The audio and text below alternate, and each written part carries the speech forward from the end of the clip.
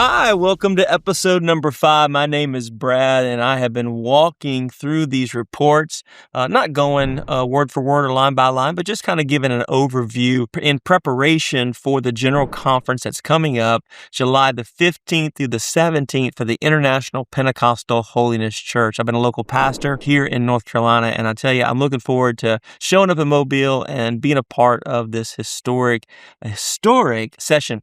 Why I think it's historic is because, man, I think this is the first time in the years I've been part of the church that I think we're having some real discussions. And I think the commission report that came out, if you haven't read it, I'm telling you over and over again, read that report. It's an incredible diagnosis of where we are. And now it's time that we make some changes. Now, the question is, are these the right changes? That's what we get to decide when we go to General Conference. And so I want you to think, I want you to process, I want you to get into this document and read through it. And it's my heart through all of this. I'm not telling you how to vote. I'm not telling you which way to go. I just want you to see maybe a different perspective. Maybe why was that written that way? Where did that come from? One thing I look at anytime I see anything that's proposed that's brand new. I remember my years at Southwestern Christian University, and I was over my area I oversaw, my department. We had to write the student handbook, and we'd always have amendments and corrections and new things that we proposed. And sometimes we would have something happen during the previous year that would make us put in a new rule. And we knew it was because of a certain person or a certain situation, so we couldn't call the rule by that individual's name. But we did notice that when something had happened and we didn't have a rule for it, that we needed to create a rule so that if it happened again, we had a way of handling it. So I think sometimes when I look at bylaws and things that are being proposed, I think about, okay, maybe something has happened, maybe something isn't getting the right result, and so this proposal is to help change that. It's helped to correct that. And so I don't think that the bylaws committee has just kind of grabbed a bunch of things out of the air and just thrown them together. I think they've been very thoughtful, and I want to give them a lot of credit. I want to thank you, bylaws committee. I know when we get to general conference, you're going to have a lot of questions that's going to go towards you guys. You're going to be sitting on the stage, and you have to handle a lot of pressure. But I think your work has been great, and I wanted to say publicly on this video, congratulations and thank you for doing a fine job. And so with that, I think that there are things that have come down the pipe that needed to be corrected, things that need to be shifted, things that need to be changed. So these proposals are there for us to look at. Now, the issue is you and I, we're not in the general office every single day. We don't know all the ins and outs of what happens on the general level, all the council of bishops. So a lot of trust has to go into those individuals that are serving in those capacity. When you elect your conference bishop and he sits on that, or he or she, sits on that council of bishops, you're trusting them that they're going to uphold the manual. They're going to make sure that we follow the guidelines that we have established as a general conference. And so the general conference then gets to read these reports and see the things that are taking place. One of the things that's happening with this bylaws committee is they're making sure that the leadership comes into alignment and that we're all going after the same goals. And those goals are being tracked and measured. I think that's such a powerful thing. There's a lot of things that the council of bishop members have to do. Like, I found this fascinating.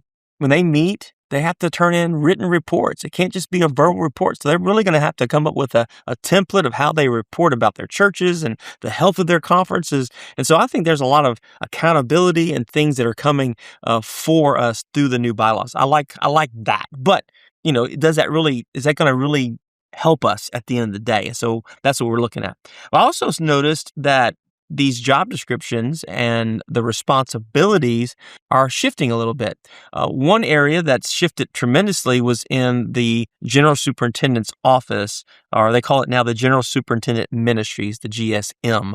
And the GSM is oversaw by the presiding bishop and his assistant superintendent. So those two individuals are going to kind of oversee. And the reason I see that, because there's no specific job description for the assistant superintendent in here. There's some responsibilities they have in overseeing a few committees.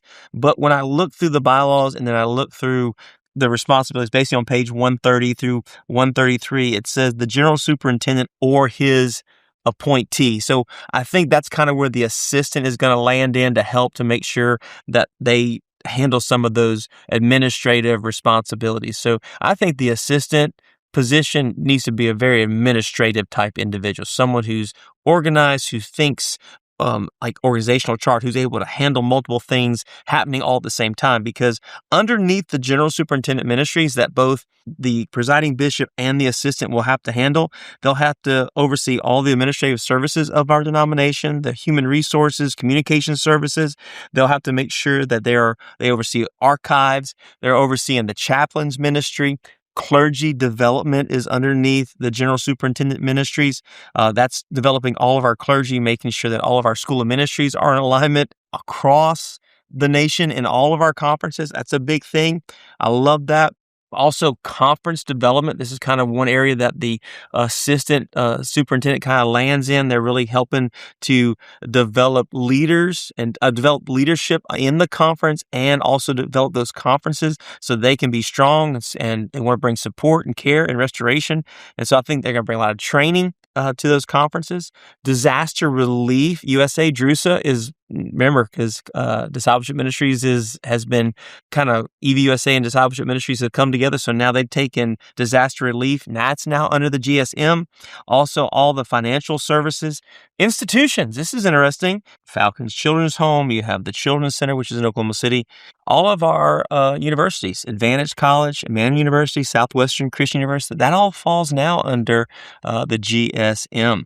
There also, the Lilly Grants are underneath there, Initiative, the Prayer Initiative, and of course, the World Pentecostal Holiness Fellowship, which we're a part of. And so I find that they've moved some things out from underneath discipleship and now have placed them underneath the general superintendent's office, with both the presiding bishop and now the assistant kind of having some dual roles in making sure those things are taken care of, I should say it that way, making sure those ministries are taken care of and that they are providing leadership there. The other thing I saw is that, of course, world missions is world missions. There's really no changes there. It's the same things that's always been happening in world missions: coffee house ministry, financial services, global outreach and leadership development, ministry care, people to people, teams, the awakening, ministries that they help support like Hope for Sudan and Operation Teaching Tools. That still lines up right there underneath world missions. Now the new job, church ministries, again, it's a combination of EVUSA and discipleship ministries, with some things being removed from the fray and put over there into the global ministry, the general superintendent ministries.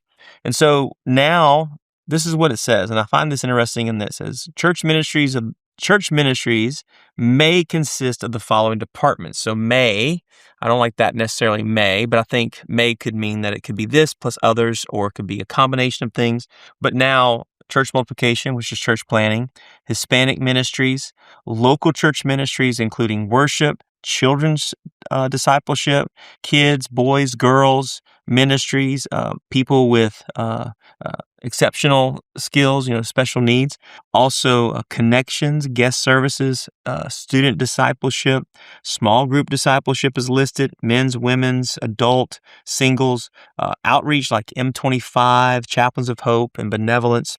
The Lilly Grants that are already under discipleship ministries fall here, the Faith and Family Initiative, and the cross-generational worship and prayer. So the question is, how are those all going to work together? And I think those are the questions that we're all going to have to kind of wrestle with. We don't really have answers, because I think the bylaws really didn't want to pigeonhole any of the new director to say you have to do certain things. So they gave them some ability to kind of figure that out.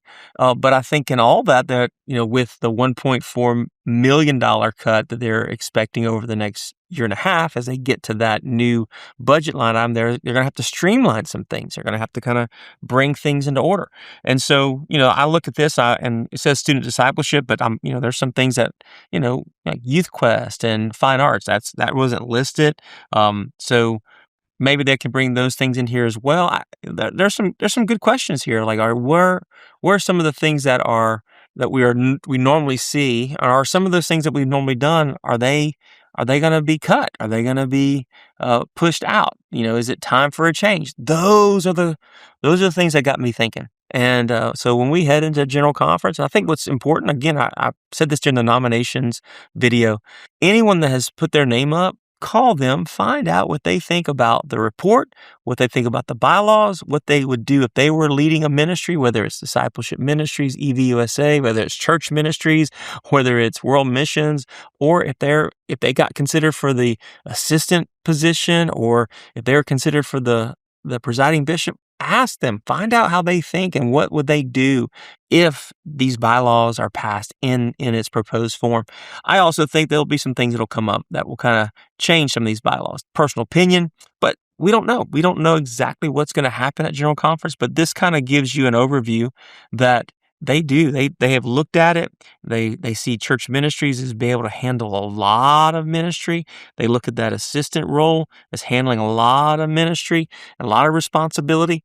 And so I think it's going to be, I think that's a big question for me. Could an executive director that gets these roles, can we find a way to mesh EVUSA and church ministries in a way that's helpful and beneficial to the whole church? Because you just don't make this decision and then everybody lives in panic. We don't want that. So I think the idea of if we go by these proposed bylaws and you elect the two presiding bishop and the assistant, then they're going to take hopefully take some time before they put their next persons in place. And then from there, slowly as the changes occur, they'll be able to align themselves. The new bylaws, and with them having to do goals and having to do key performance indicators and having to doing some strategic planning, we won't know the benefit of this for several years. It may be another election cycle. So don't look for quick results, but do believe that if we go this route, that this is what the bylaws committee sees as a potential to help us turn the corner. And I think if we go this way, that we're going to probably see results from it, 4, 6, 8 years from now. I don't think we'll see immediate results, and maybe some little splashes here and there, because I think there'll be some excitement. I think there'll be some synergy that'll come together, everyone come into alignment, and that we won't be in silos, that we're all kind of heading in the same direction. So those are some of the benefits of the bylaws, the proposed bylaws, and some of the job descriptions. And so you can read those. They begin in page 132, and they go all the way through page 152. So you can read through those to see what the general superintendent, the assistant superintendent, world missions, and the director of church ministries and their proposed job descriptions and what they'll be. So I hope this has been informative to you. I know most of the stuff you can just read through it, but it's always good to have just throw some questions out to make you think through it and how it will affect us. My biggest question at the end of the day, I'm a local pastor. How does this affect the local church? Is this really going to help the local church? And that's what I'm going into these discussions. And if any kind of debate comes up, I just want to make sure it helps us. I want to see the local church. I want to see the local pastor feel supported, that he's financially supported, that he's spiritually supported. He or she has relationships in their life, that they feel that camaraderie as pastors. I think that's important because, man, if you have relationships and you get, whether you're being coached or you get part of a church cohort, something that's helping you to really advance the kingdom of God in your community, that's the big win. And I know that if we get the right structure in place, we're believing that God can use any person and any structure to make an impact. But I also know this, that it does take, we just can't go out there and just roll the dice. It takes planning, and we have to be organized, and there has to be a direction that we're heading. And I think it's time that we have, I like this idea of just having these goals and these objectives and these key performance indicators to make sure that we are in alignment. I think the biggest thing that would be important for us as the general church is if they do those, I think to make those public. Let us know what our goals are. Where are we heading as a denomination? What are some of the things they're looking at? World missions and church planning and discipleship. What are they looking at for us to do? Because I think majority of our pastors would jump on board and say, listen, I'm with you. Let's go. Let's do it together. And I think that's going to be the big change for us. When we come out of General Conference, my prayer is that we come out of General Conference unified, that we come out of General Conference believing that we have the right person in place and then we're going in the right direction. And so I'm praying for General Conference. I'm praying for you, hopefully to see you there July the 15th through the 17th. Thank you so much for checking out these videos. I hope they have helped you. And if you have any questions along the way, you can always send me a private message. Thank you. Have a great summer, and I look forward to seeing you July 15th through 17th at General Conference.